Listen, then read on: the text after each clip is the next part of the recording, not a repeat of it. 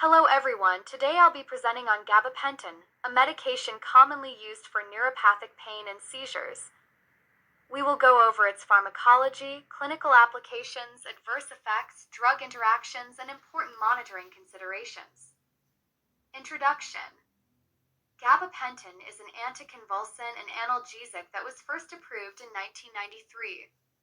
It is primarily used to treat conditions like neuropathic pain, seizures, and restless leg syndrome.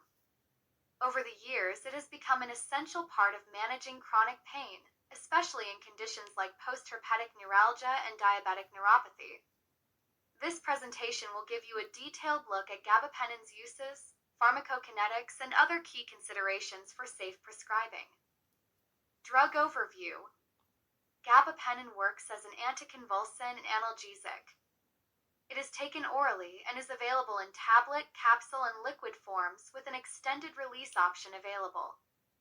The medication is commonly prescribed for conditions like neuropathic pain, including postherpetic neuralgia and diabetic neuropathy, and seizures, especially in epilepsy. It is also used off-label for conditions such as anxiety, fibromyalgia, and chronic pain. Pharmacokinetics. Gabapentin is well absorbed through the gastrointestinal tract, reaching peak plasma levels within 2 to 3 hours after ingestion. It is widely distributed throughout the body, including the brain and spinal cord.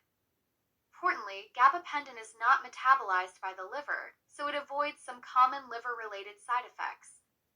The drug is primarily excreted unchanged in the urine, which is why monitoring renal function is crucial, especially in patients with kidney disease.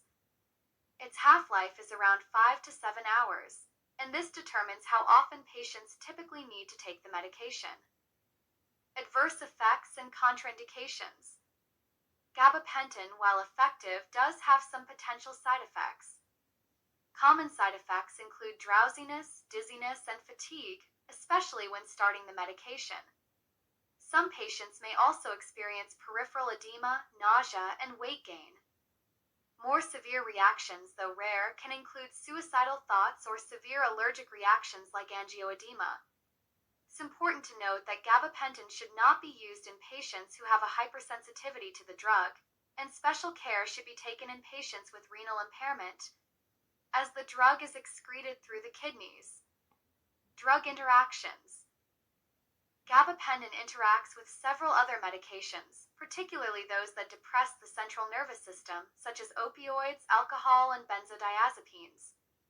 Combining these drugs with gabapentin can lead to increased sedation and a higher risk of respiratory depression. Gabapentin does not have significant interactions with food, so it can be taken with or without meals. As for herbal interactions, while no major issues have been documented, caution should be taken with sedative herbs like valerian root, as they may enhance the sedative effects of gabapentin. Monitoring.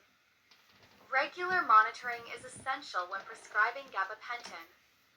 Since it is excreted through the kidneys, renal function should be checked regularly, especially in patients with pre-existing kidney conditions. Additionally, since gabapentin may increase the risk of suicidal thoughts or behavior, it is crucial to monitor patients for any signs of mood changes, particularly when the dosage is being adjusted. Also, because gabapentin can cause CNS depression, be mindful of patients who are taking other sedative medications or alcohol. Half-life, onset, peak, and duration. Gabapentin has a half-life of 5 to 7 hours, which is why it is typically taken multiple times per day, depending on the formulation. Through oral administration, the drug reaches peak plasma levels within 2 to 3 hours.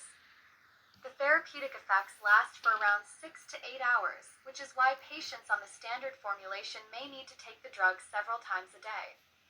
Extended-release formulations allow for less frequent dosing, improving patient compliance. Age-specific and comorbidity considerations. When prescribing gabapentin, age-specific considerations must be taken into account. For elderly patients, dose adjustments are often necessary due to reduced renal function.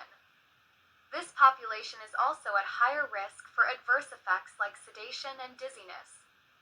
In patients with comorbidities like renal impairment, the dose of gabapentin must be reduced to prevent toxicity.